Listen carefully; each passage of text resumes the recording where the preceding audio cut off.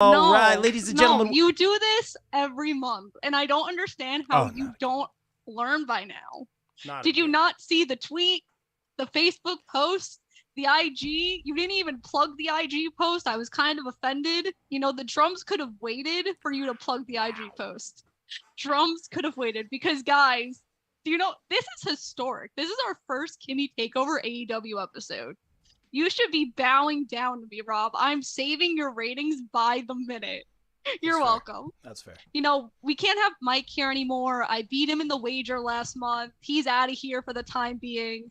But we are here. Welcome to the Kimmy Takeover episode. I'm really excited. I have lots of surprises, as you can see, so I'm not going to keep y'all waiting. We're going to do those intros right now. So first off, we have a BCP OG. From the pop break, he makes the best brisket in the world. That has been, it's a thing. It's Matt Wittes. Hi. Hey, best brisket outside of Texas. Great to be on again. I got time to plug two worthy causes real quick here. Let's do it. Do your thing. All right.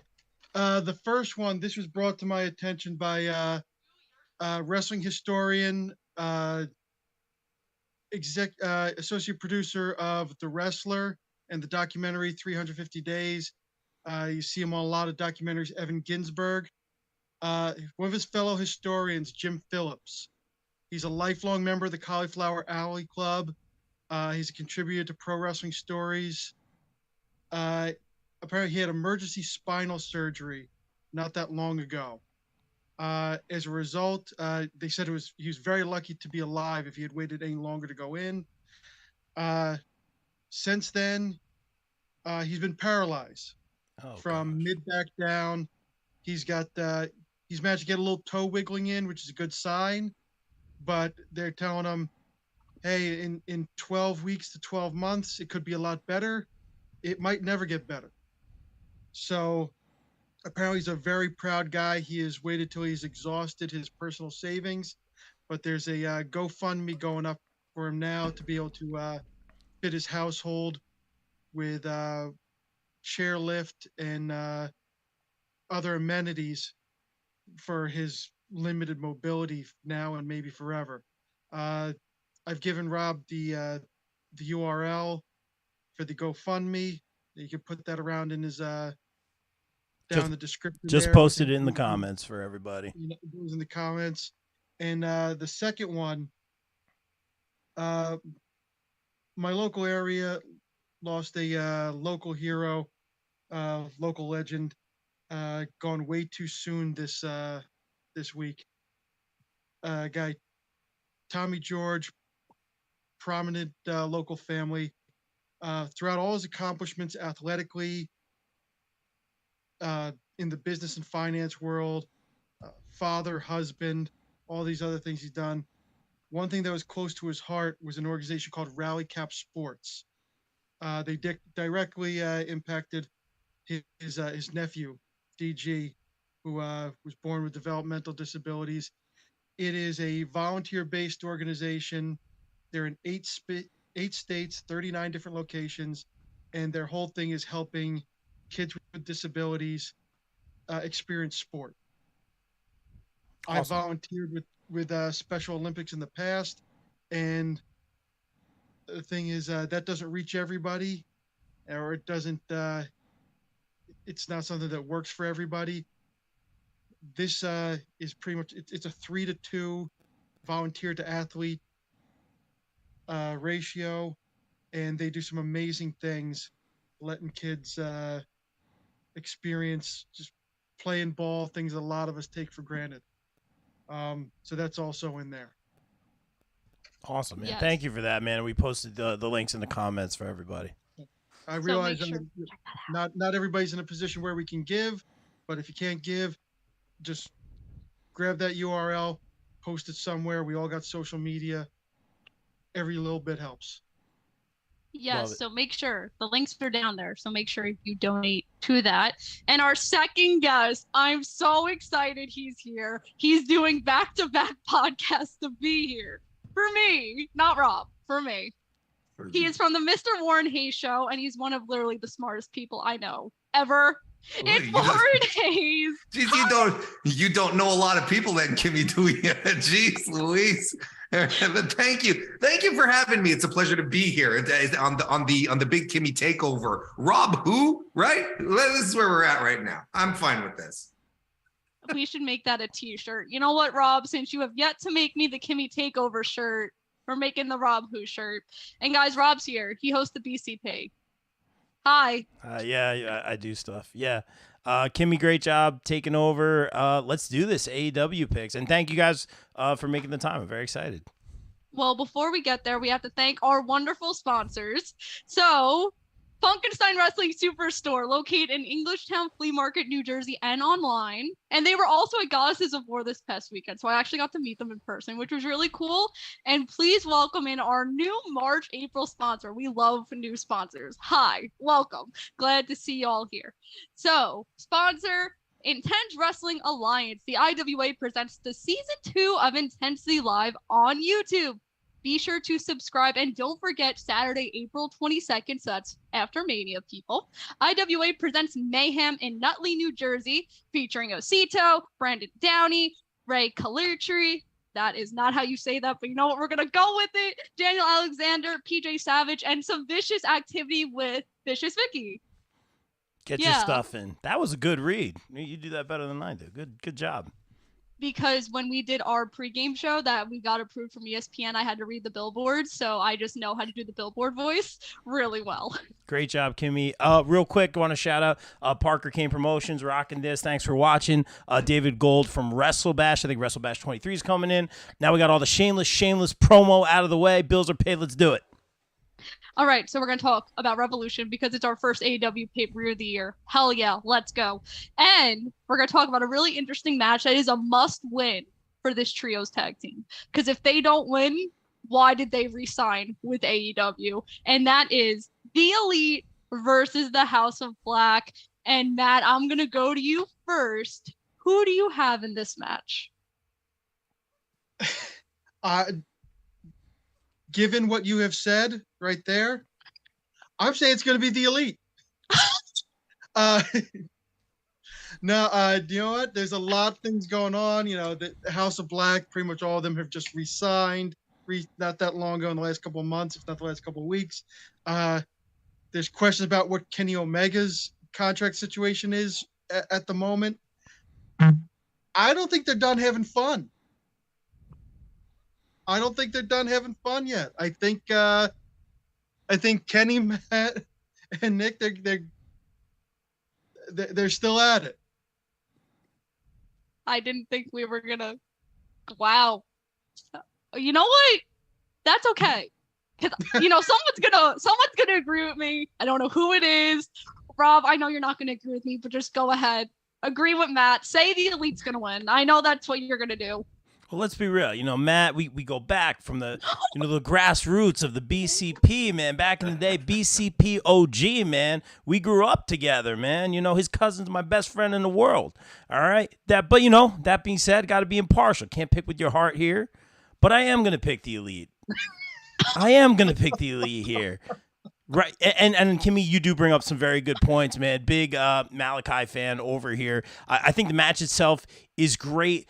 To me, and I don't want to jump the gun here, but I feel like a lot of the build for this hasn't been my favorite. That being said, the show itself, the wrestling, I'm going to be dead wrong. It's going to be an awesome show. It's going to be a great event. Just some of the build to this felt kind of like forced. It's almost like it's a really bad analogy, but like I don't know if you guys ever watched like 30 Rock, and like the humor's so quick and fast, and like you have to be like really like on your toes to keep up with it, man. And I feel like that's how some of the build has been for some of this. It almost feels like they're just trying to fit everything into this 2 hours or 1 hour they have. And I feel like this was pretty much like the whole, you know, lights out person. I did it at an indie show during an interview the other day. Like, you know, the lights out, the guy's there, then the lights out and he's gone. Like, which is perfect for them. It's cool. You know, we don't need to do these big mic promos. The match is going to be awesome. And I hate to be like, oh, it's too soon for them to lose the belt kind of thing.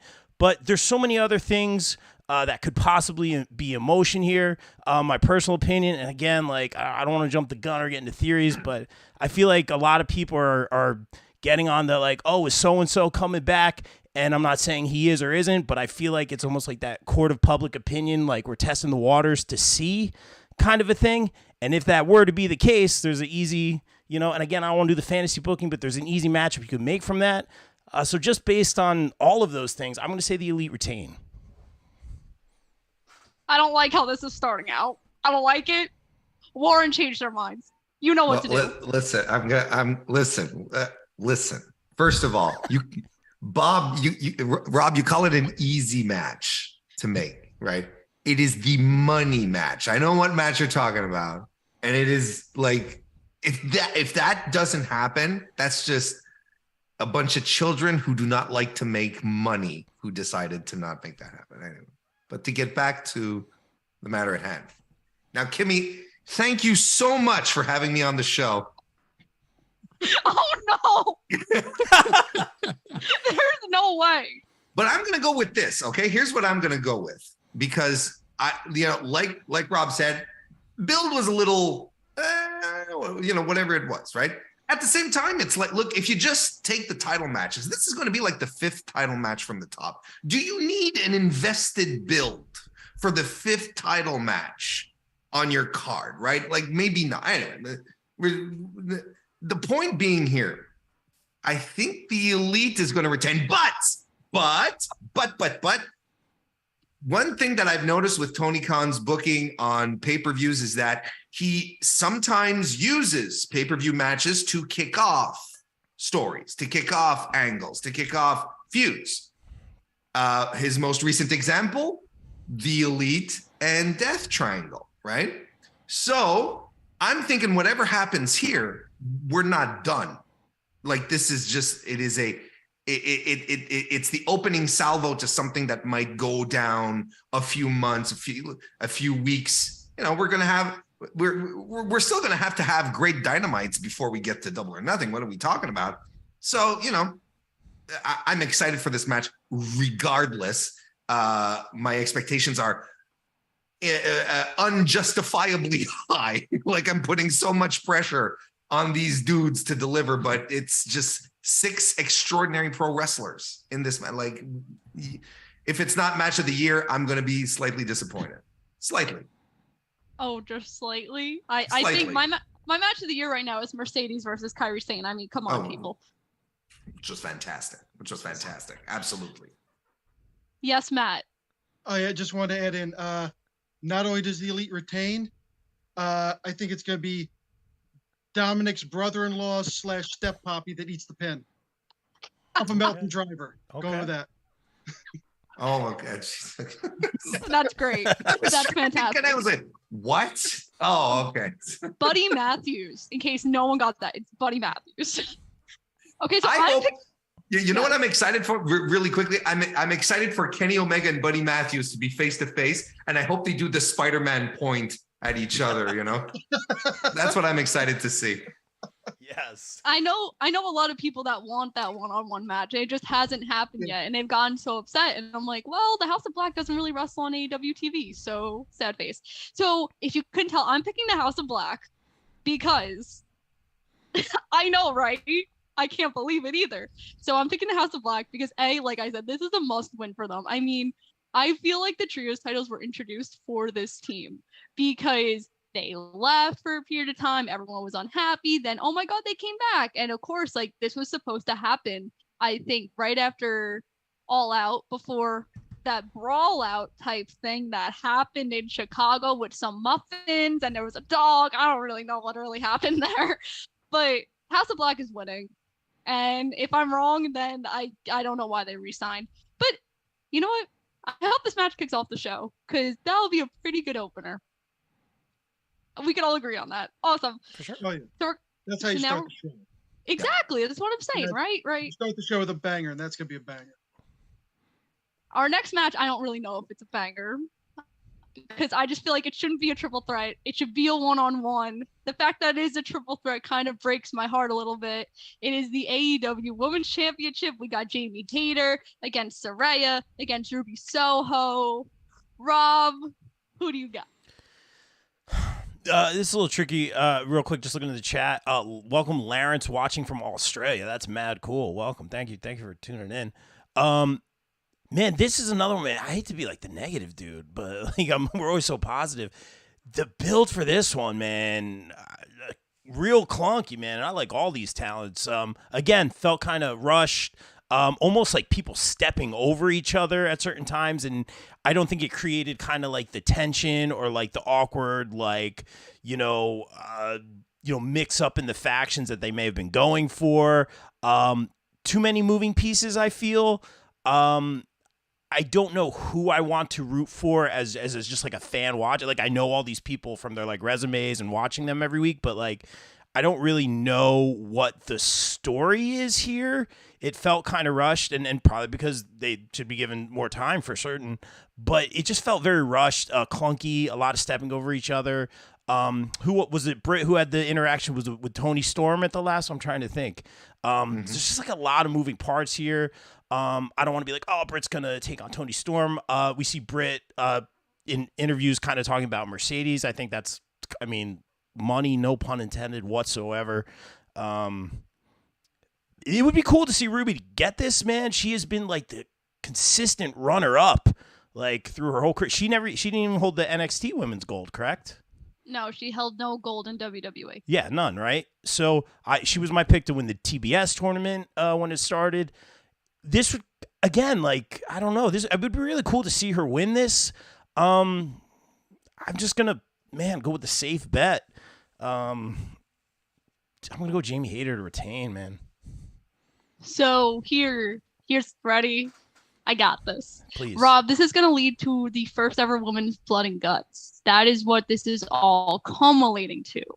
And so we have the freelancers who are Tony Storm and Saraya. That's your heel team. And you have Britt Baker and Jamie Hayter having this face team. And they're like, we're the OGs. We've been here since day one. Who are these people from WWE trying to come in? And Ruby has to pick a side because, Ruby and Britt have the history. But, Saraya and Tony have been beating her down, the spray paint, so heel. But Ruby's going to be a freelancer too because she came from that other company as well. She's not an OG. She's a heel. You see, she's trying to trick Britt because Britt has been the master of the mind games in the women's division, but they're going to shock you. So I don't think this should be a triple threat. I thought it would be easier if it was Ruby and Jamie and then Saraya tried to help Ruby out. And that's how, that's how Ruby makes her decision because no matter what happens, she's going to make her decision this weekend. But we have this triple threat match. So there goes my brilliant idea. Jamie is going to win. But at the end, you're going to see Saraya just beating Jamie down, and then Ruby's going to join her, and that's going to be your heel team. And then somebody, maybe Willow, maybe Nyla, maybe that other person that beats me up very often named Thunder Rosa. I'm just saying maybe. I don't think it's going to be her either, but I can't think of another person at the face off the top of my head that's not hurt right now, is going to then come out. Stat? And, I don't think she's cleared. She's going to be there. I have no clue. Because she's at the bowling event, but I don't think she's cleared. And then at some point after Double or Nothing, we're going to get this beautiful Blood and Guts match. So Jamie Hayter will be retaining. Matt, what do you think? I'm going to add in with the Hayter crew. I've got the cap off my Haterade. I'm taking a big long drink of that. And it is. She's and this is going to be a theme, I think, throughout the night. She's the person who's becoming established. I mean, we all know who she is. She's a champion. She's been there. But, Saraya, her star has already gone Nova before she ever stepped foot in AEW. Ruby, I feel like, she hasn't ever won gold. I'm not saying she's not that caliber. She certainly is, but she almost seems like one of those people that doesn't really need it. She's going to sell merch and get the pop without a belt. Jamie Hayter is becoming Jamie Hayter, and she's just about there. A decent enough run with this title is going to be what does it. See, I love people agreeing with me. There we go. Warren, you were nodding your head. You see the vision. You see the blood and guts match. Finish my vision. Agree with me again.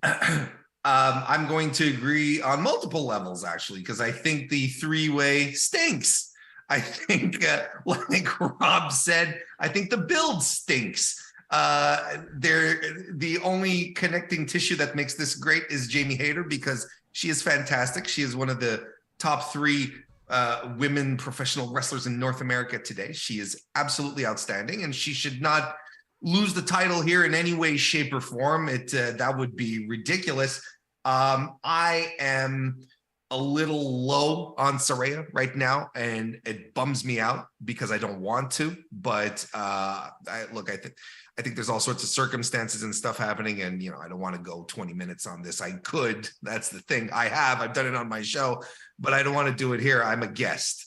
So being a good guest, I'm going to continue agreeing with Kimmy, and instead, but even go a step further. This is what I think would be.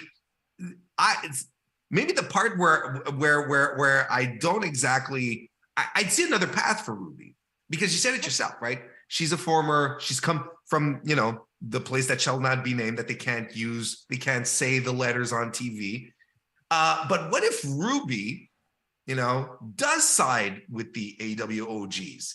Because, as you said, she's never won any gold in WWE. She was never given any real opportunities. She was just tossed out there and lost matches. And finally divests herself of Vince McMahon's land of big men and heads over to AEW. And suddenly she's got opportunities. She's fighting for titles. She's in tournaments. She's winning stuff. So maybe, and this would be honestly really great for crowd reaction, where she cuts this kind of promo where she says, I may come from the other place, but my heart is with AEW. Place comes unglued.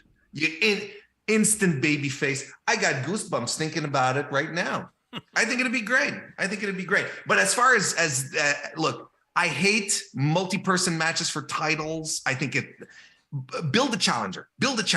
Just build a challenger for the champion. One. That's all it has to be.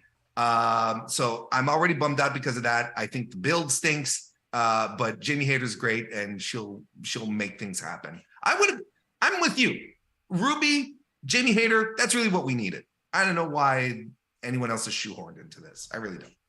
Because they were building to that too. They were building to the one-on-one match for the longest time. And then they announced Saraya was in it. And I was like, why is this happening? I don't know. I couldn't tell you.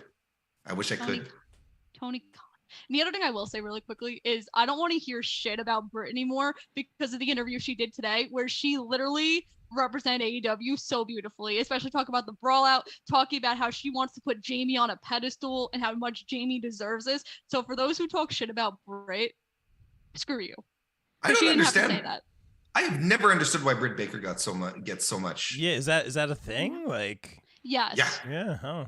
It's a real thing. Do you know how much I don't understand get for cheering on Britt and supporting Britt all the time? I get it at conventions all the time. Why do you like Britt? You like Britt because you work with her? No, because she's a hard worker. She's very talented, yeah. And she's a role model. But next we're going to talk about another match. And this one makes sense a little bit. I mean, I would have rather had Daniel Garcia in here again. We're keeping Daniel Garcia off the card. No, because it would have made so much sense. We've seen this match already. But we have Chris Jericho and Ricky Starks, and the JAS is banned from ringside. If Ricky Starks by the end of 2023 will hold gold. I don't know what title, but he's gonna hold gold. That's my year prediction for Ricky Starks. He showed at the end of 2022 that he could be in that main event spotlight. He could deliver a good promo. Cody Rhodes taught him oh so well. And, he supported him at the Royal Rumble too. So best friend goals. So I'm going with Ricky Starks. Warren, what do you think? I'll go back to you. Go. Where are we going? Who'd you say, Kimmy? Warren. Oh, okay. I said Warren back. Oh, I'm sorry. And it sort of cut out. I apologize. I didn't want to create. No, I love this, and I love what they've been doing with Ricky Starks. I don't know what to add here. Ricky Starks is fantastic. I think he has to pull out a win here, but I think the thing that everyone is very worried about is the fact that, very specifically the JAS is banned from ringside, right? Could Chris Jericho, the mastermind, be up to something else? Could he have someone else up his sleeves, so on and so forth? The thing, though, that in AEW, there isn't really, especially on the pay-per-views, there isn't really much interference, right? Or, outside interference shenanigans that weigh into the decisions of matches. It doesn't happen all that often. I'm not saying it doesn't happen, but it's not necessarily a constant thing. However, the JAS are the sports entertainers, and the sports entertainers cheat to win. That's their thing. So, there might be an exception here, but if you're asking me, and of course you are, because you pointed to me and I didn't hear you at first, but I'm trying to make up for it now. I would go for, I think Ricky Starks should win because his star is on the rise. I think he beats Chris Jericho, moves on to something else. I think this is what we need to do. We need a break from the JAS stuff. I think it worked perfectly. Ricky Starks elevated on TV every week, working with one of the greatest of all time. It's fantastic. Let's continue down his upward trajectory. Ricky Starks for the win. Exactly. And I blame my campus Wi-Fi for cutting out because it sucks. Matt. Ooh. Exactly. Matt, what do you think? Well, it just seems like all the cool kids are doing it, so I'm going to do it too. I'm going with my man, Absolute Ricky Starks. This is something, they put him in the program with MJF there not too long ago. He was able to hold his own, actually more than. So he's kind of proving that he is that caliber. This is the stepping stone. This is what's going to put him into that upper echelon and to stabilize him there. And getting it at, getting the rub from Chris Jericho, that's going to do it for anybody. It's certainly fantastic. Ricky Starks. I'm going to take a bet right now that Rob is somehow going to pick Chris Jericho. I mean, it's a tricky one. It's conflicting. I really got to think about it. I'm going to go. Never do that again. I'm not cool. My mom says I'm cool. I think what do you gain from Jericho winning here, right? It's like what Warren said, like move on to the next thing. He's kind of been entangled with JAS for a while. Let's move on to the next thing. Ricky, I mean, up and comer. I'm not an up and comer, but on the rise, I should say. At Baltimore, we talked to him a little bit before the fans came in, and he was just like, we loved his promo after Grand Slam. We got to say, like, hey, it was very emotional. It was so cool because he was saying how, like, what was it, the first Grand Slam, he had to kind of watch from behind the curtain, and this time he was a big part of it, and he had that promo after it went off the air, like, very emotional. He was in tears, and we were just like, we love what you're doing. It's, like, so cool to see you be able to do that, man. And he was just a really chill guy, very appreciative of the opportunity. I think consummate professional, man. Great promo. Like, I'm not telling you guys anything you don't already know. It's got to be Ricky. We all agree. Yes. Lots of fun. There is a case to be made for Chris Jericho and continuing the feud on, but I really feel like, I'm a big believer in wins mattering, and wins do matter when it comes to pushes, and Ricky beat him clean, let him beat him clean again. And it's just like, this is decisive. Let's just move on. And it shows that, the booker has the kids back. This is my star. This is the guy I want you to like. Cody hasn't lost much in WWE. I don't know if you've noticed, right? Look at what's happening to him right now, right? It's the same type of situation. Push the guy, make him feel special, and people will get behind him. Ricky Stark, his ceiling is world champion. And I sincerely believe that. Pull the trigger on it sooner than later.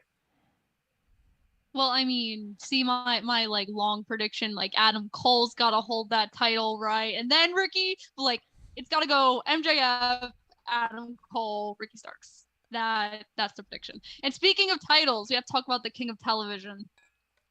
Because for the love of God, he just put him in Ring of Honor.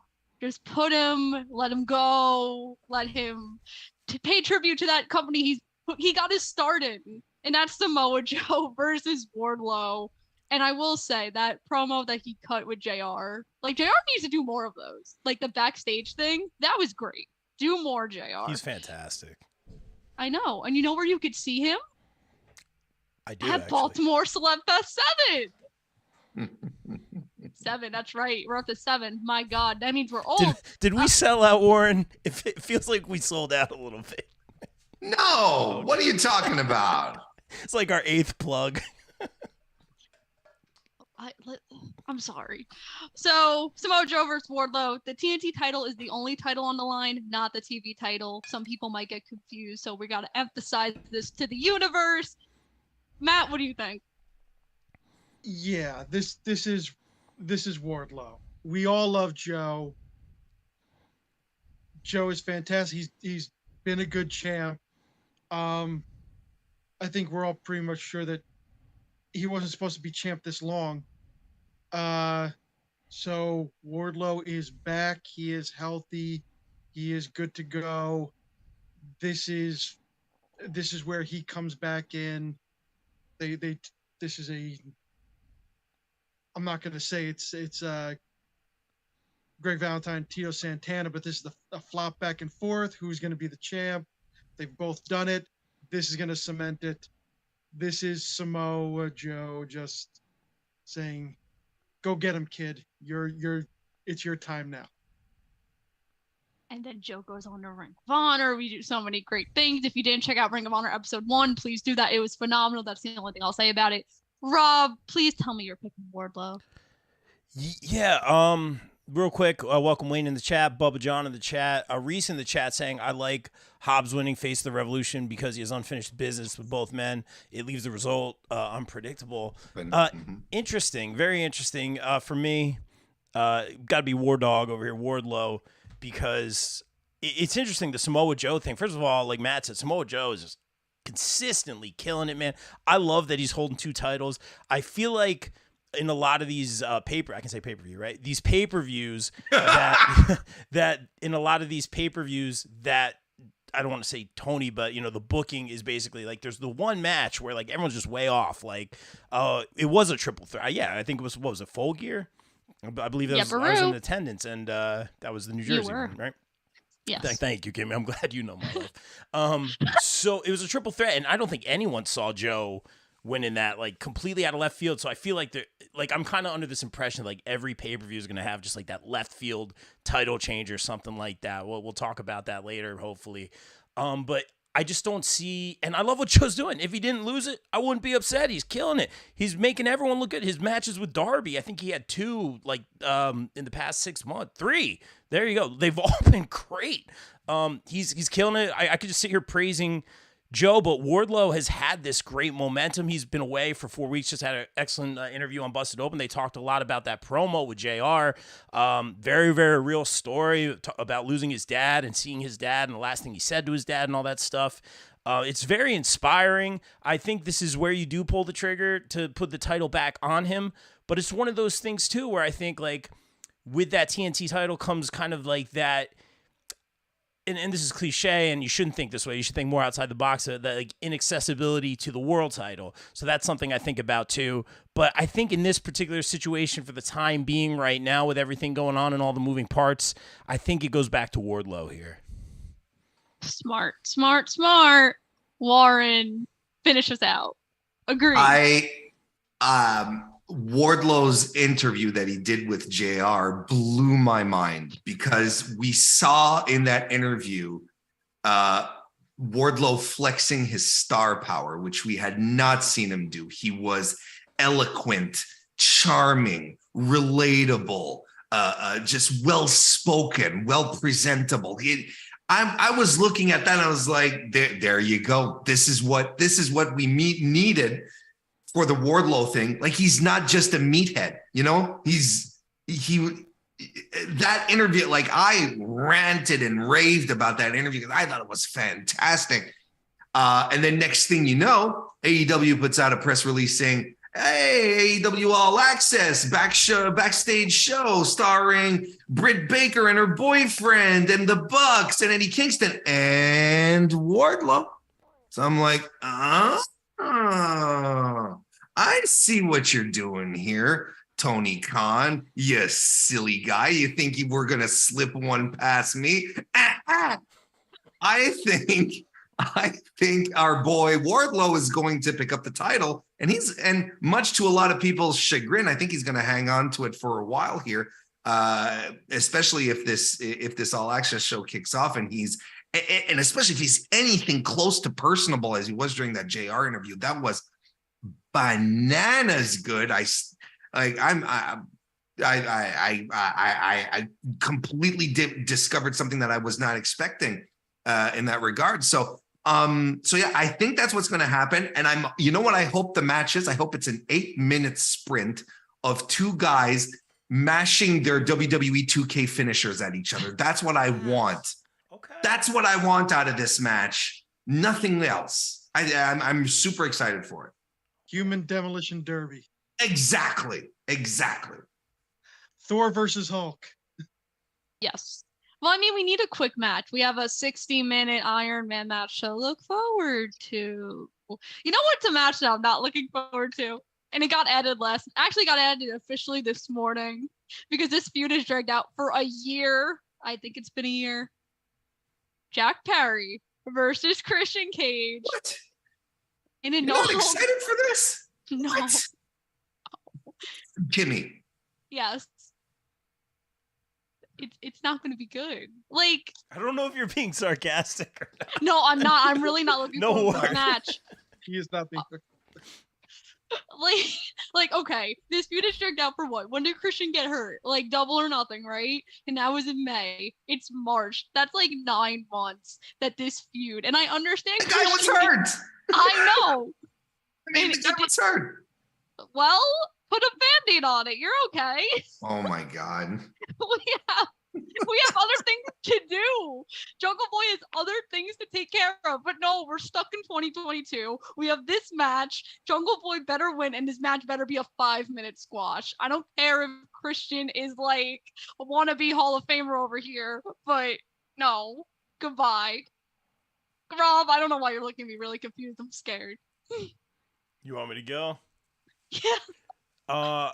Real quick, just reading the chat. Welcome in Chris and Ashley. Wayne in the chat saying, honestly thought that Jack in the graveyard was bearing his Jungle Boy gimmick to be full-blown Jack Perry. Oh, I don't want to steal anyone's thought. I was just reading here. Interesting. I'll let you take the lead on that for sure, man. I was just going to say, I get what you're saying, Kimmy. I'm not thrilled about this one. You guys both bring up great points because it's like, it makes sense. Like, this is the guy who cost him or, has been his rival. It makes sense for them to kind of finish this thing. But there's been such a disconnect from the time period. What was he doing? Jungle Hook and stuff like that. In the meantime, it's almost put so far to the wayside. Again, there's so many moving parts and fast moving things in AEW. Sometimes it's hard to keep up. The roster's so huge, it's hard to keep the spotlight on everybody and certain storylines. So I feel like this kind of fell to the wayside a little bit. It's going to be a good match. Jungle Boy always looks great, has great matches. Christian knows what he's doing. He's going to be good, fundamentals and base for him. They're going to hit their spots. I think just Jungle Boy just wins here just to kind of put a pin in it. No pun intended. 5-minute squash. I'm telling you. Warren, go. Christian Cage and Jungle Boy, they have built this feud perfectly since his surprise return with minimal effort, and then goes on Dynamite on Wednesday, Christian Cage does a phenomenal promo. Phenomenal. And the audience is in there and they want to set him on fire. They're so mad at him. Like, he is fantastic. What really needs to happen here is Jungle Boy, Jack Perry winning the match so that we can move on for Jack Perry, because yes, he's been earmarked for a singles run for a bit, but for Christian Cage too. This promotion right now is lacking in top level heels. It really is. And Cage right now is doing some of the best mic work of his entire career. Even years ago when this feud was starting, right, Kimmy? Thank you. He was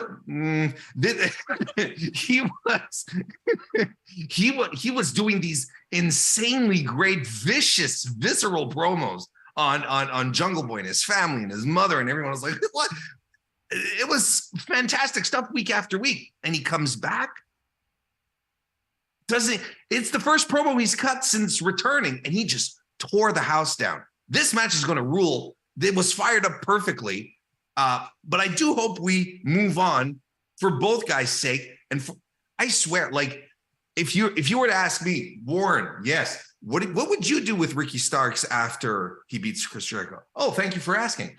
I would send him up against Christian Cage because I think that feud would absolutely destroy it. It'd be great.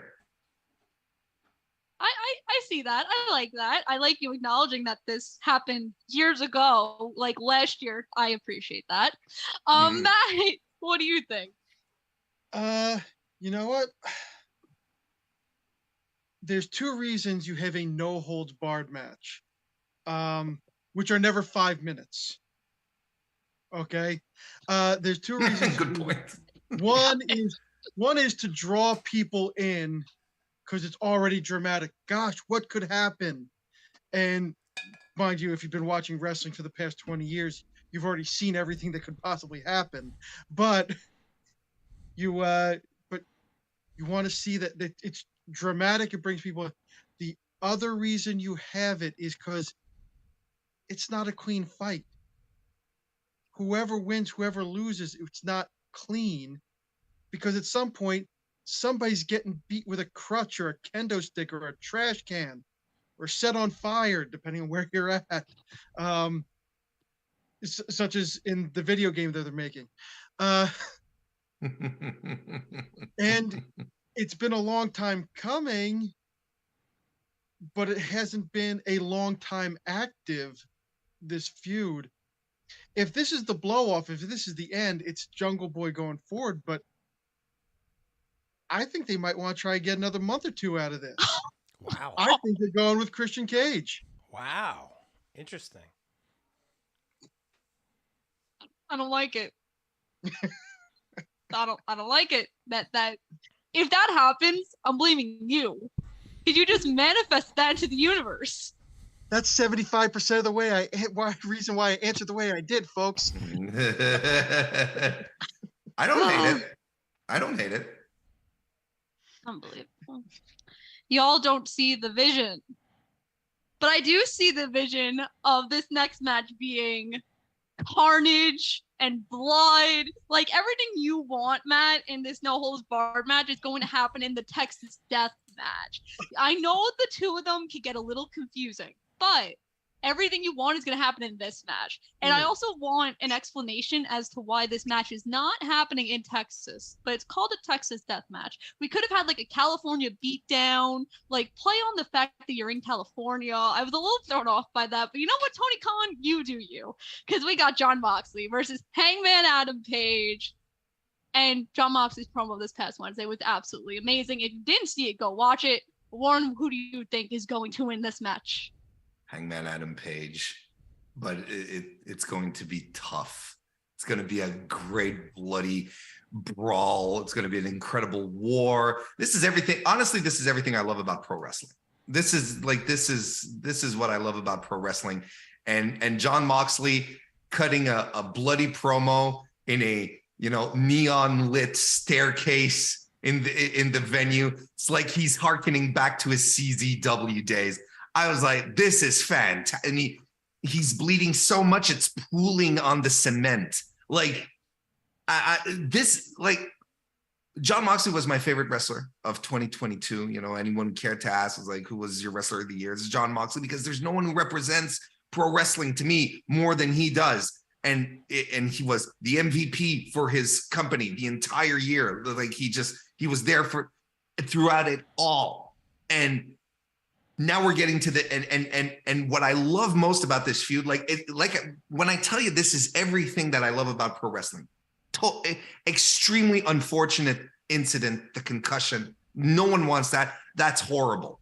But the best thing about pro wrestling is taking something that is unfortunate, flipping it around and making gold out of it. Or as some people like to say, making money out of it, because this is what this feud has been. It has been nothing but perfect, this entire build. And these guys, within 6 months, have fought 3 times, and we're going for round 4, and we're all like hype. We're like, let's do this. Let's fucking go. And that is the mark of a great pro wrestling build. When you're not, instead of going around the, geez, a 4th time, we're going, yeah, number 4. You know, it's like, that's amazing. I'm so stoked for this match. It's going to be so ridiculously brutal. Adam Page has to come out of this one. And I think Jon Moxley is going to do the right thing here, which is put the guy over, because Hangman's the ace of AEW. He's the babyface. He's the guy I think we're all suspecting is being heated up for MJF, which makes a lot of sense. And John is going to do the right thing and put him over, make him look like $1 million, and they're going to bleed so much.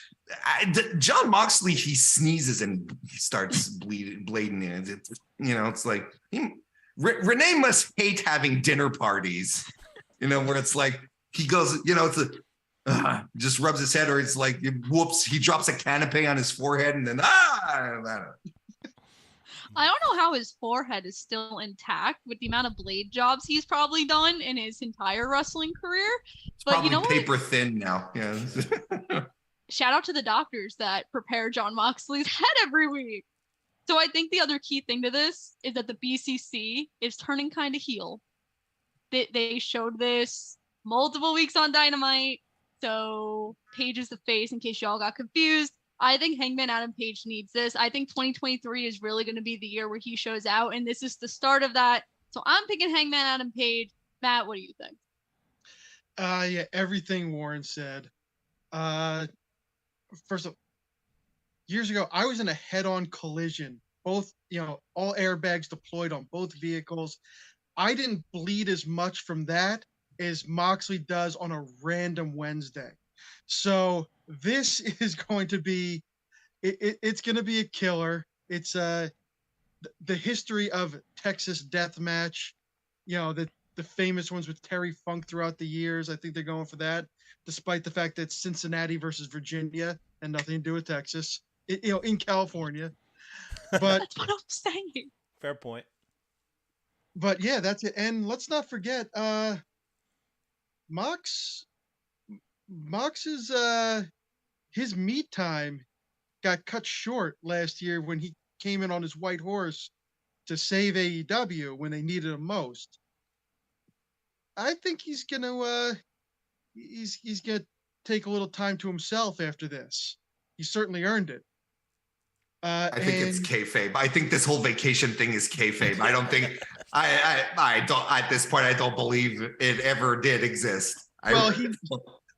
For him, getting smashed in the face with broken glass is a vacation. It's his thing. It's what he likes. Again, yeah, why his forehead doesn't look like New Jack's then or now, I have no idea. But yeah, Adam Page, his run at the top last time was that also was cut short, not for bad reasons, but they were real life reasons.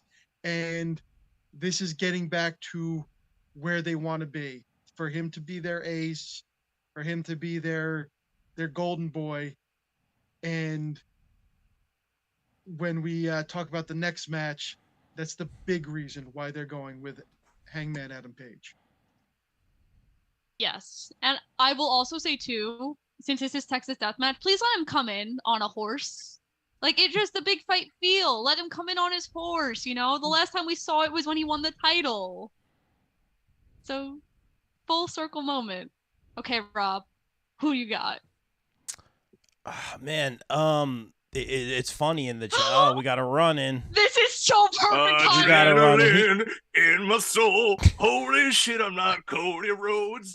Oh, guys, I just did like a 3-hour podcast. I'm ready to go. What's the first match we're talking about? Okay, this is perfect. Yes. No. We're talking about Terry Taylor and the Fantastics. What's happening, guys? It's your favorite person in the world. Oh, Christ, that list is so long and terrible. Who is it? Hangman Adam Page, Bill. Oh, so honestly, my favorite person in the entire world. Not like, oh, it's Randy Orton. Boy. So everyone else is giving their predictions about what except will be. For Rob. Go, Bill, by all means, man. So don't worry. He's going to copy and paste what I said. Probably. So what's going to happen is there might be a chance of blood in this match. Slight forecast of blood. What? So, someone tell Bubba Ray Dudley to not watch the match then. Oh, boy. I don't know if you know this about young Bubba Ray Dudley, and I put young in extreme quotes. But he's more over than MJF because people fear him and they don't smile when he comes out, and you know why? Because his matches are all suck. But when you get over when your version of psychology is just using misogyny and homophobia, I'm sorry, you don't know psychology. As Rob's like, there goes my chance of being unbusted open. Anyway, this is how we do it. So Jon Moxley and Hangman Adam Page, pillar to post. It's going to be so much blood. Muda is going to blush and be like, my God, I didn't even do that. But this is going to be great. And I think Moxley is going to win this match because we're going back down the same path with Hangman, where it's just like, I've got nothing else. And he's going to be down and out. And what has he got to reclaim? And I think what he has to reclaim is his status in the elite for when and if CM Punk comes back, because that is the fucking money right there. He is the catalyst for this entire scenario we're in. So let's go bring Hangman back to the glory of being the number one guy. And he has to lose to Moxley to get there. Because every time Hangman says he's at his lowest, Tony Khan's like, no. I'm going to take you lower. And also, it's like fucking Jon Moxley. Why does he have to lose? He's this is his favorite thing. He says he loves to bleed. Let him bleed. Let him bleed all over the place. Come on. It's okay, guys.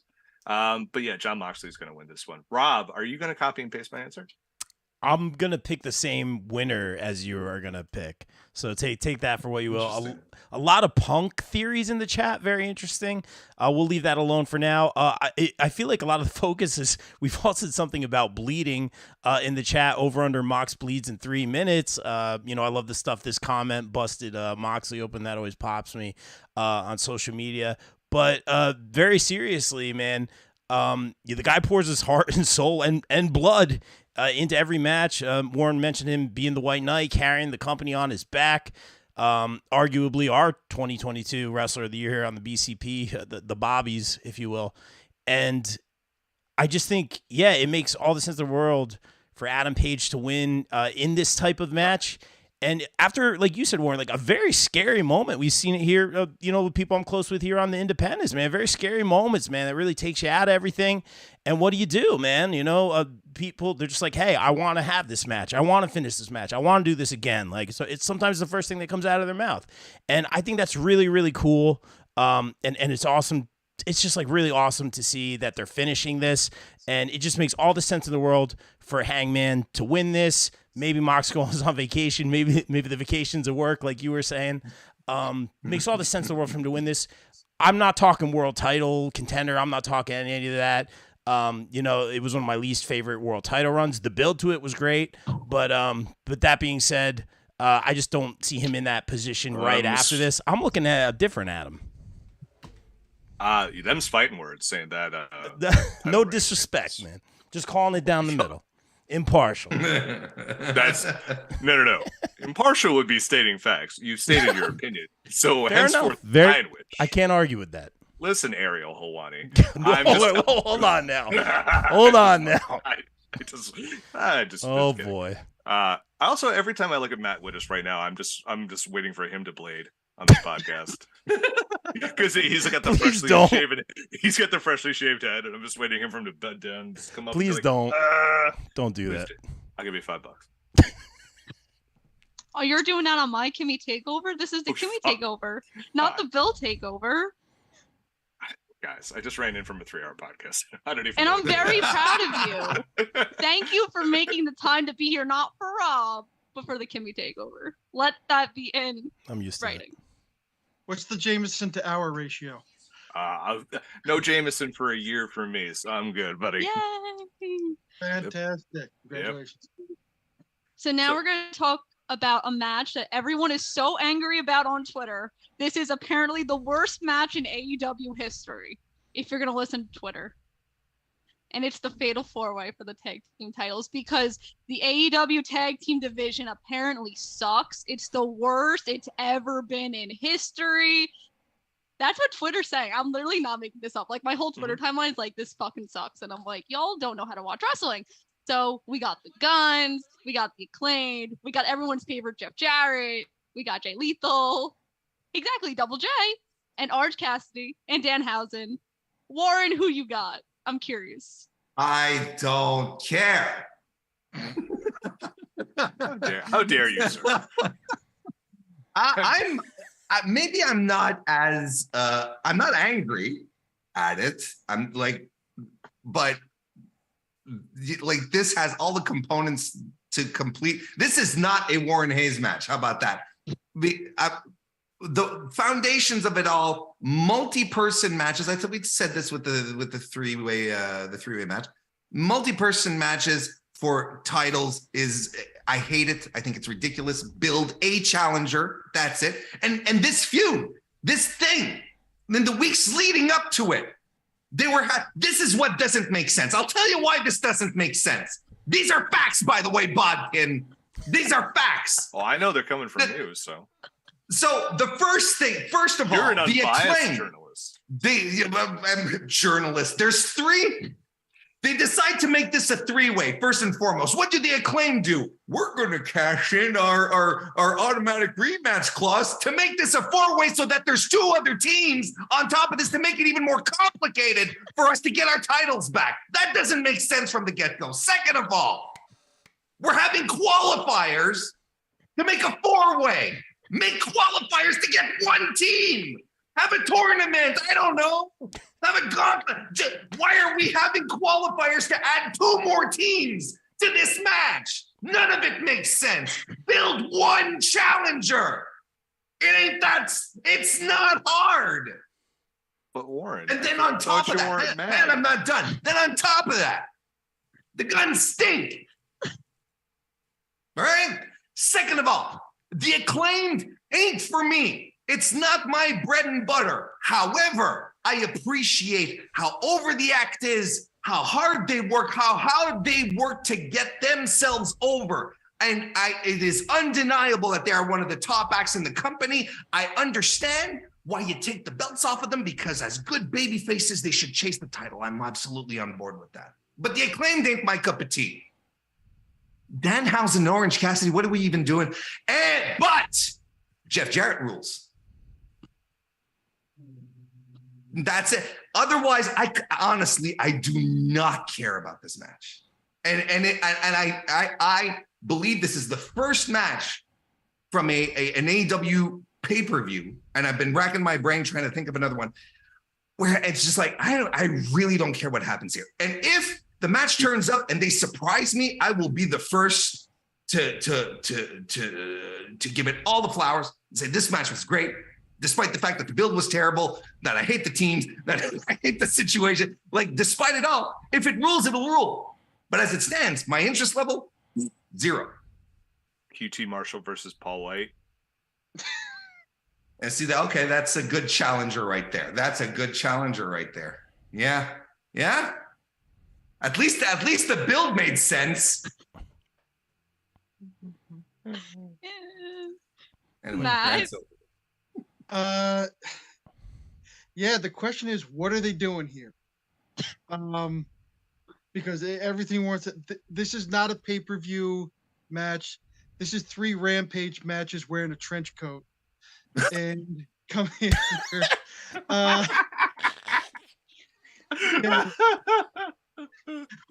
Who needs this?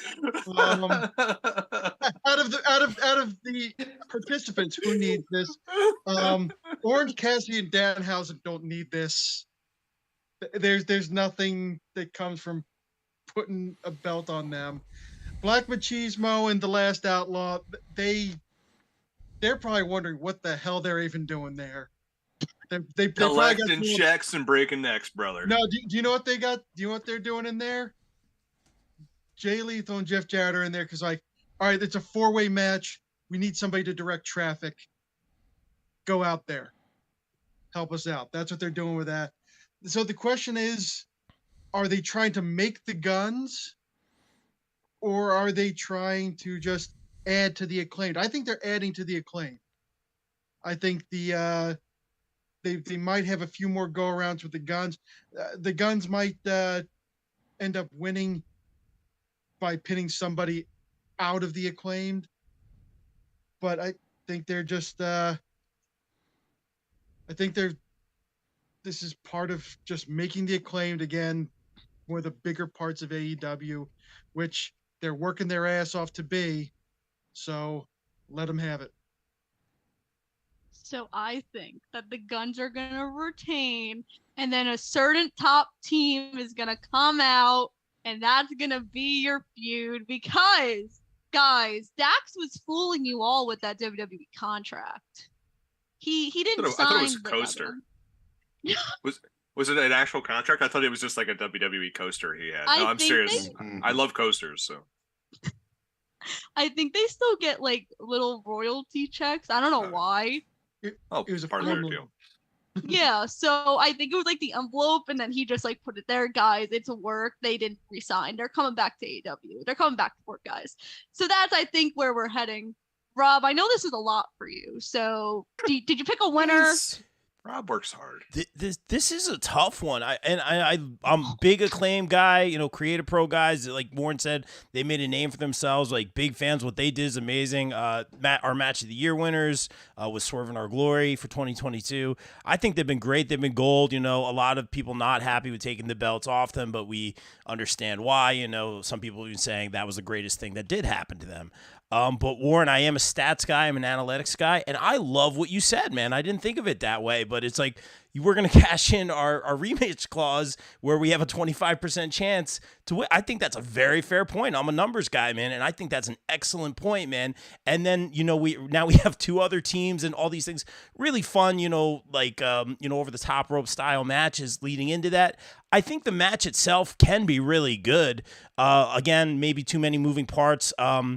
Multi-man matches are typically not my favorite. It really depends. It has to be done a certain way. I think, Matt, you bring up a great point about directing traffic. I think this could be a lot of fun. This could be a really good match. I do not have my finger on the pulse of this one whatsoever. I was kind of leaning towards the Guns retaining, and then when you guys were talking, I'm like, maybe, you know, because the Acclaimed, you know, it's kind of the chase right now, but like, is it, I hate saying this, but is it too soon, right? You know, I want to see them kind of struggle a little bit more.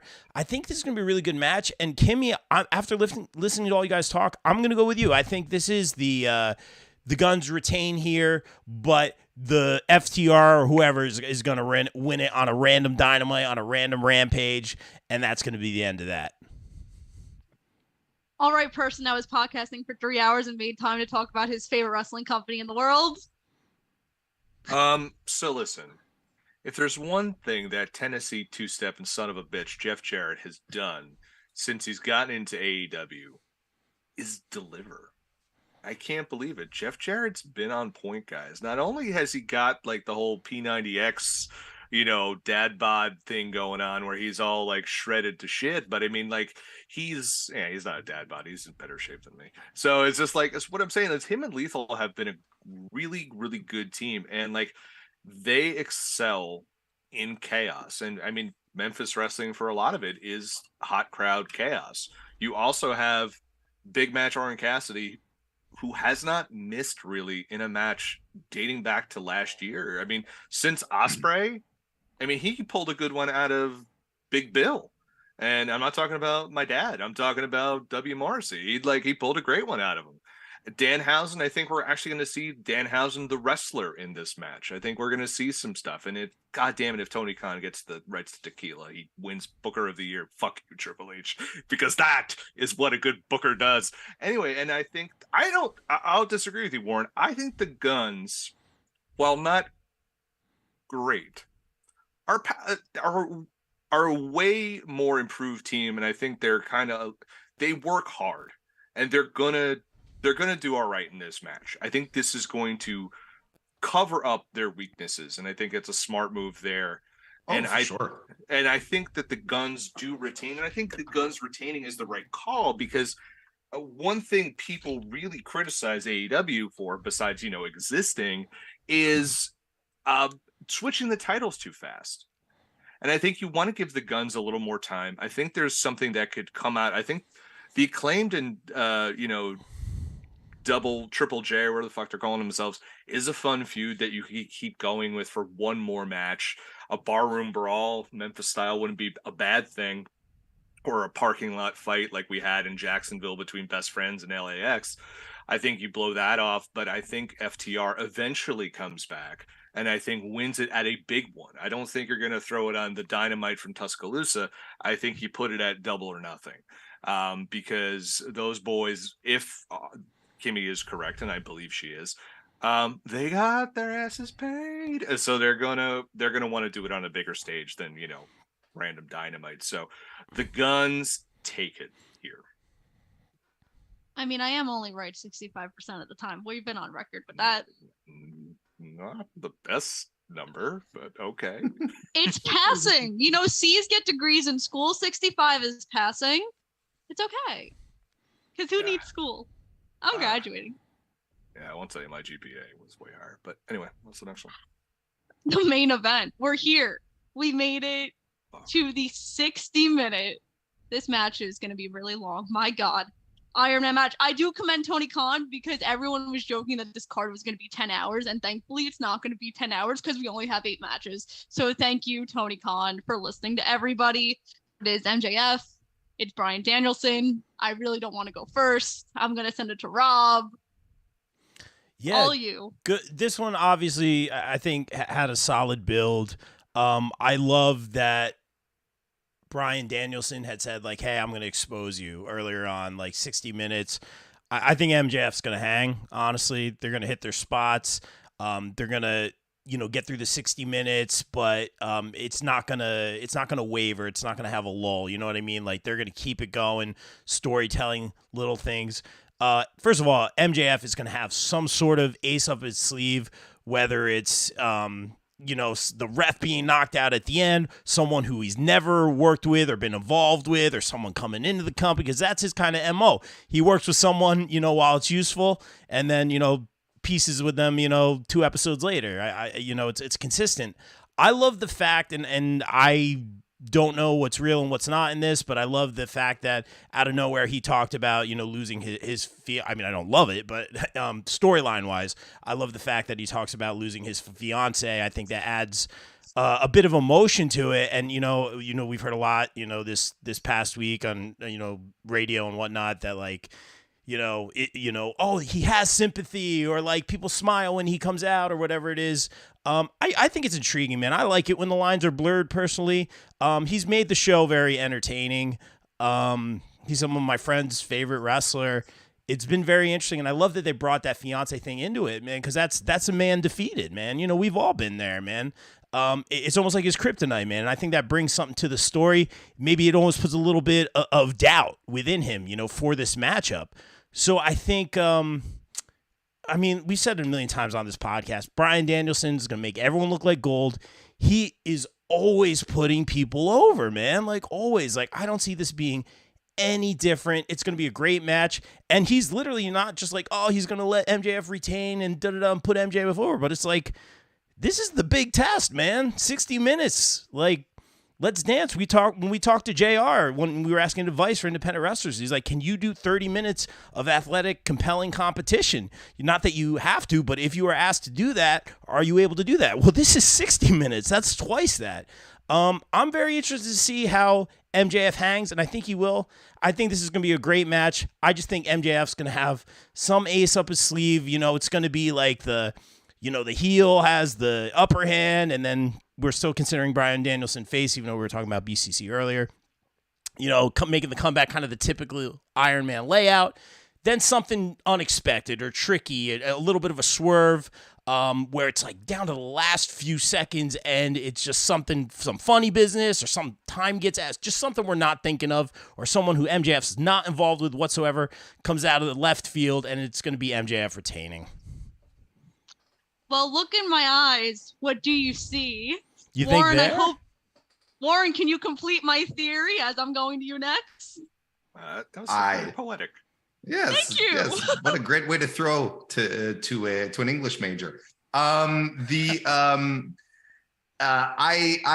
absolutely adore this feud. I think that it was layered in more ways than a lot of people want to give it credit for, or will give it credit for, because MJF, this is the thing, is that MJF, his entire thing is he's insecure. He wants that, he puffs up his chest, right? Like birds do when they see, predators or whatnot. They puff up their chest to make themselves look bigger than they are. And that's always been his thing. That was his thing with CM Punk, and CM Punk called him out on it. It's the same thing with Danielson, but Danielson took it a step further. It's like, it's not just that you're insecure. You're not as good a wrestler as I am, and you're not even close, and I'm going to expose you because you're a fraud. And that was the worst thing you could tell MJF, because he gave us all the sob stories. He gave it, all his tales of injustice when he was in high school and so on and so forth. But that was just to fuck with us. Because ultimately then he tosses it all away. You think maybe he's going to go down a right path with William Regal shaking his cage a little bit, but no, because ultimately he just wants to win. He wants to feel better than people. That's why he sent his goons after Danielson to work the shoulder. Don't forget the shoulder. The shoulder is going to play a big part in this match. That's why he did that. That's why he paid off people to work at Danielson. And why he's at this spot here. That's why they're talking about his fiance dumping him, because that just adds to on one end to the fact that there's nothing good in this life, and I can't even latch on to someone who I said I want to have kids with you, I want to build a life with you. All I have is this stupid AEW title, so he's just doubly motivated to try and punk out Danielson, because all he wants is to be able to say, I beat Bryan Danielson. So even if the last fall, the ref is distracted and he pulls out the Dynamite Diamond ring and he just cracks Danielson across the face and no one sees it, but it doesn't matter, because he will have beaten Bryan Danielson. That's all that matters to him, because that's the only way he can boost himself, lift his ego, stop feeling insecure, stop having people tell him you're not good enough. MJF is a very, very complex, layered heel for pro wrestling, and he is extremely entertaining throughout it all. And of course, he's going to pull out stuff that people are going to be surprised, I'm convinced, at how good he is going to be in this match. Of course, he's being guided along by the greatest North American pro wrestler to ever do it. So, all of the elements to this souffle of violence are there, and it's going to be delectable. So I'll go next because I want Phil to go last. Because I can't say what happened on Ring of Honor TV, because this person could come out here because he called him out on Ring of Honor TV. Oh my God, so angry. But you know what? If you watch Ring of Honor TV, you'll know. So 60 minutes is really hard to do. That's why they don't do it often. This is the third time that AEW, me and Ella researched this is the third time that AEW has done an hour-long match. So it was Grand Slam when it went to the tie. Then it was Hangman Adam Page. And then this one, 3. So to even entertain a crowd for 60 minutes is super hard. And I think with the character MJF has and the wrestling ability that Bryan Danielson has, this is the perfect match to keep people entertained for an hour. I also think it's really interesting that Bryan Danielson said in an interview today that he wanted this to go on first. He doesn't want it to main event. And I was like, to go to bed. He's an old, he's an old dad like us. So I was like, oh my God, like if they just get it out of the way first and they could like shape the whole pay-per-view, like this would be perfect, but they're not going to do that. Sad face. This is sadly going to main event. But I think MJF is really going to prove here that he's more than just someone who could talk on a microphone. He's a good wrestler because everyone just thinks of it as someone that could talk, but he could wrestle too, guys. Obviously, MJF's going to win. Bryan Danielson sadly won't, but I will say this is why Bryan Danielson, he alluded this in the promo, this is why Bryan Danielson came here. He could have stayed in AEW for years, not AEW, WWE, got paid for years, but he didn't because he wanted to fight. He wanted to do all the stuff he did in Ring of Honor, and this is one of those things. So dreams come true. Fight for your dreams, and your dreams won't fight for you. By the way, best promo ever. Matt, what do you think? Okay, yeah. Like everybody's saying, the build up to this has been pretty good.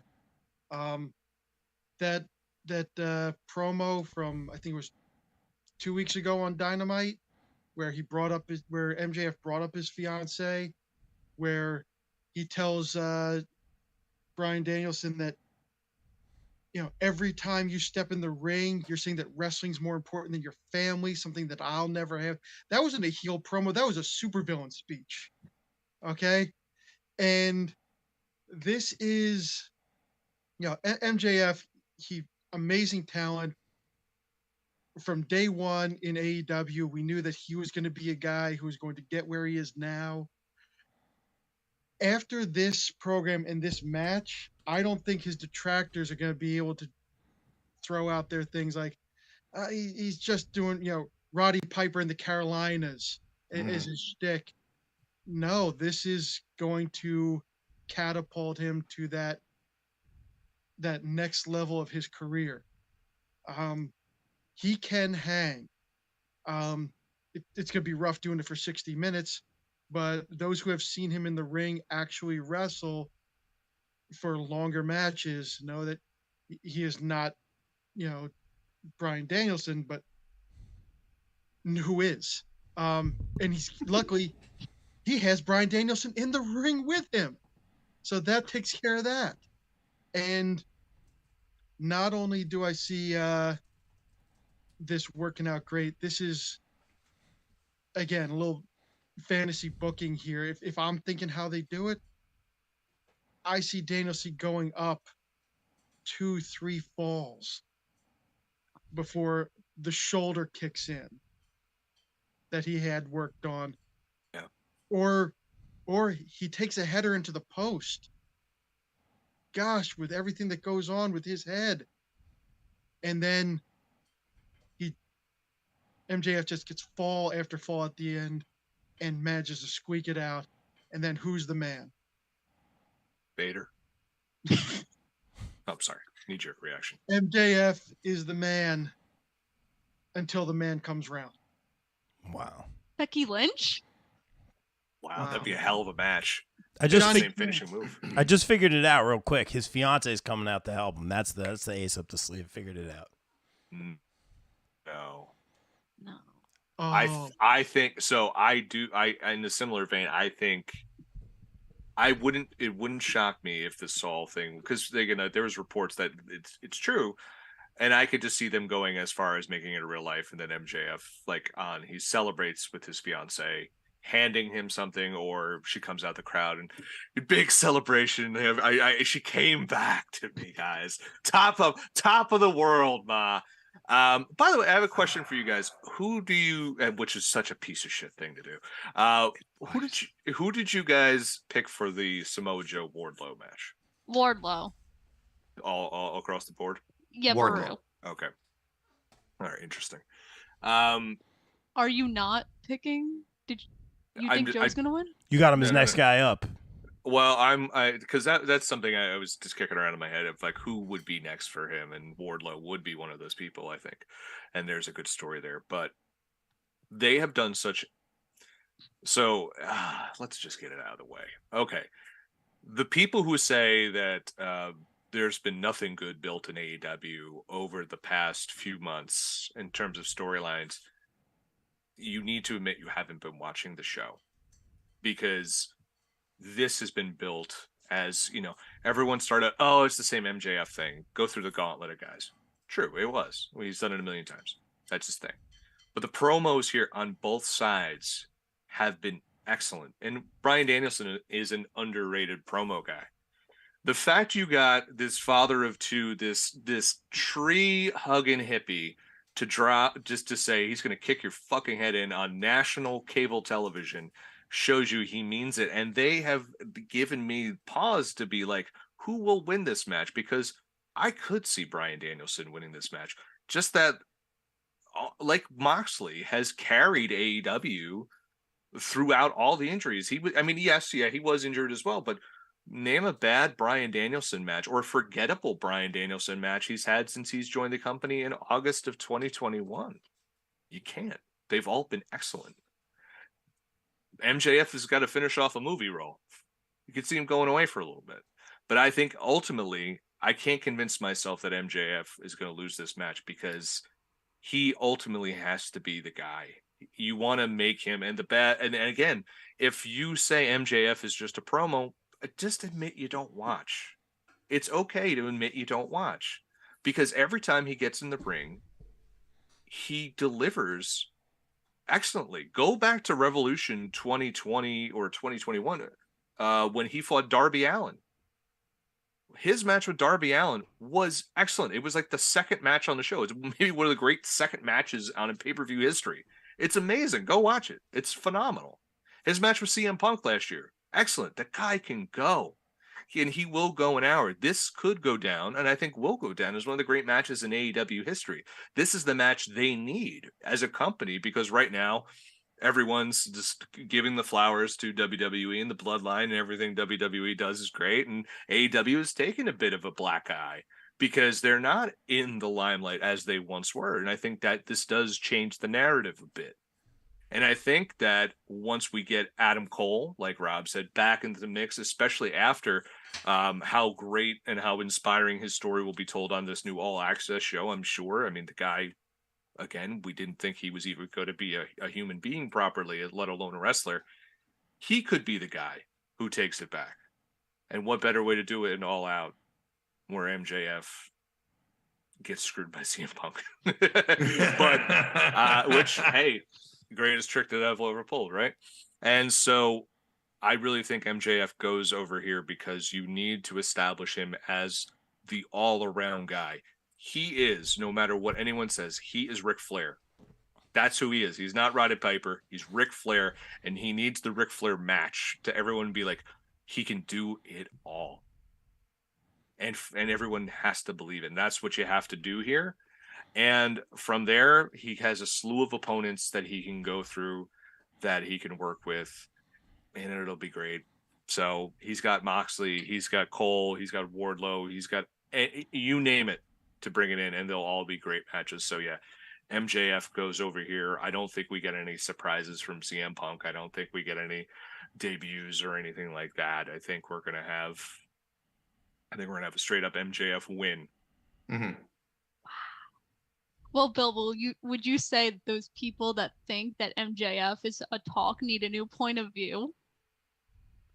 I guess there's a joke in there somewhere I should sell for, but yeah, I guess they need a new perspective and point of view. Yes. So I guess you can clip that audio for whatever purposes you may need to manipulate. But yeah, MJF all the way. And I think this is going to go down like every AEW pay-per-view that looks like a little weak on, in the build. It comes out in the wash because the performers, it's the athletes in the ring that make it happen. Yes. And look, Rob, I did it under 2 hours. You're welcome. Hit your times, Kim. Hit your times. So now it's everyone's favorite part of the BCP, the shameless promo. I'm not going first. Warren, tell us about your wonderful show that we all listen to here, because we're such a big Warren Hayes mark. Oh, goodness. Thank you. Thank you. First of all, thank you. Thank you for having me, Kimmy, on the show. I appreciate it. Thank you very much for inviting me. and for the great chat. I record the Mr. Warren Hayes show every Tuesday night at 7 p.m. on youtube.com/Mr. Warren Hayes. I talk about stuff that I find interesting that happened in the week. I review wrestling that I watched. I preview wrestling that I am going to watch. And that's pretty much the essence of it. So I do that every Tuesday. On top of that, I do an AEW review every Thursday as well, plus smatterings of things here and there. So go check it out, youtube.com/Mr. Warren Hayes. And I've also started writing again. You can find my pro wrestling opinions over on voicesofwrestling.com. This is brand new, and I'm very excited about it. So go check it out. I already have 3 pieces up, and I started 3 weeks ago. That's not bad, right? It's not bad, right, Bill? It's not bad. Oh, it's very good. It's very good. 10 out of 10 for the English major. Matt, tell us about the popbreak.com and all the things you do there. Last of a dying breed, English majors. Yes. On popbreak.com, you will find various articles by yours truly on wrestling, music, movies, TV. I am the sock drawer of popbreak.com. I'm also here on the BCP, staying hydrated in a way that amuses Bill to no end. It's so comically large. Bigger than your goddamn head. I do it for him. And a reminder from the top of the pod. You'll see it down in the description below on YouTube and other social media. Rally Cap Sports and the GoFundMe for Mr. Jim Phillips. Guys, not everybody can give, but everybody can get the word out. Yes. So make sure to look at that down below. I guess I'll go. I don't have that many. I wrote down only 5, guys. This is a big deal for me. Way to go. So I'm sadly next week working with someone who likes to draw my face a lot. I'm not too happy about it. But big event, New York. There's going to be a lot of people there. Hook's making his first convention appearance. We got the Acclaimed. We got Cody Rhodes, Edge, Charlotte, Ric Flair, Nyla Rose, The Kingdom, Christopher Daniels, a whole bunch of people. So if you want your tickets, go to thebigeventnewyork.com. Like I said, you'll see me with Nyla Rose. I'll probably have marker all over my face, and I'm probably going to cry about it. So definitely just check that out for the fun. Also, March 11th, Warriors of Wrestling is running their huge show in Brooklyn. Joe Bellini is the special guest referee, and I'm kind of scared about that because, I don't know. Poor Joe's getting rice and beans in his face. I feel bad for him. I have to talk him through therapy every week to calm him down. I'm telling you, Staten Island independent wrestling is fucking crazy. And not Gail Kim. The Kingdom's gonna be there. Brandon Cutler's gonna be there. Christopher Daniels gonna be there. So warriorswrestling.com if you want to check that out. I'm starting a new podcast that I just recorded right before this called All Things Honor because I love Ring of Honor so much and the episode was so good I could cry about it. So make sure to check that out tomorrow. I also do 100 million things for the Pop Break and I think Bill wants to literally cry every time I send him an email because I'll send him 2 to 3 a day and I'm like, oh no. More content the better. Okay. And then I made my commentary debut last week and I did it. Holy shit. Yes, you did. Yes, you did. And if you want to check it out, you can. I think it's, what was it, Rob? What's the website called? It's Mobfi TV, the app. Yeah. So you can check that out there. And then just follow me on Twitter at Kimmy_Sokol. Now, Bill, tell us about the wonderful website you write and all the other cool things you do. I am the editor-in-chief of thepopbreak.com. Been doing that for the last 14 years. Would love for you to go check that out, thepopbreak.com. If you're wondering, was it named after the movie Point Break? Oh, why, yes, it was. Did I tell Keanu Reeves about that in person? Well, why, yes, I did. He's a wonderful man. Go check us out on Instagram and Twitter, at The Pop Break. I am the co-host of the Socially Distanced podcast. We are currently in our Papa Pedro miniseries where we're talking about The Last of Us and The Mandalorian. It's myself and a BCP alumnus, Amanda Rivas. She's hosting The Mandalorian. I'm hosting the Last of Us. It's a hell of a time. We'll be doing that for the next 3 weeks. Follow Socially Distanced podcast. I'm the Bill and the Bill versus the MCU podcast, which you can find on the Pop Break Today feed on all your favorite platforms, where I do a first watch of all things Marvel. Currently, we're going to be talking about Daredevil season 2 because it's March and it's Catholic and it's about guilt. It's perfect for me. I am also the co-host of the TV Break, which we're going to be doing on Pop Break TV. You can find that on that hub. And I do an interview series called Anchored in Asbury, where I interview people connected to the rich cultural heritage of Asbury Park, New Jersey. And I believe this month we'll be talking to the guys from Prestige Wrestling, who are going to be doing a show at a wonderful venue called House of Independence. And Murder Grandpa himself, Minoru Suzuki, will be there. I'm going to try and convince him to eat corned beef with me. That's going to be a delight, because you know why? I bet you he'll do it. Finally, wait. Oh, I don't fucking know. I still write for thepopbreak.com. I just wrote the Mandalorian season 3 premiere. Spoilers, I had some issues with that episode, so go check out what they were. Rob, this is your podcast. Why don't you promote your girlfriend? It used to be, yeah, my man. I appreciate that, Bill. First and foremost, Chris and Ashley in the chat saying Bree mode. That just popped me. Amazing. I put the links to the charities that Matt mentioned again. She comes out in the chat. Got to shout out the Vicious one, guys. Support indie wrestling. Support the girl, Vicious Vicki. Big comeback right now, riding that wave. Just real quick, thank you guys for everything on the Pop Break. Is that a euphemism, Rob? Oh gosh, thank you guys for everything on the Pop. DM between me and him. I'm just like, Rob, is that a euphemism for something? And he's just like, stop. Oh boy, you guys trying to embarrass me. Thank you guys for everything on the Pop Break. Warren, thank you for making the time, making the save here. The ratings go up when Warren Hayes is on. Man, he's the main eventer, the A+ player here on the BCP. And Kimmy, congratulations on your commentary debut. We'll see you all for WrestleMania. Oh, hell yeah. Mike's not allowed. Oh, where I get to talk shit about WWE. That too. But again, Mike's not allowed, so screw him. He's not good enough. Jesus Christ, are we still on the air? I hope we were. Were we? Do you want to take us out? Kim, you taking us out? I hope he saw that, because he was in a live chat before. I really hope he saw that. So from Kimmy Takeover and the rest of my wonderful guests, we will see you next time for the next Kimmy Takeover, where we're going Hollywood, guys.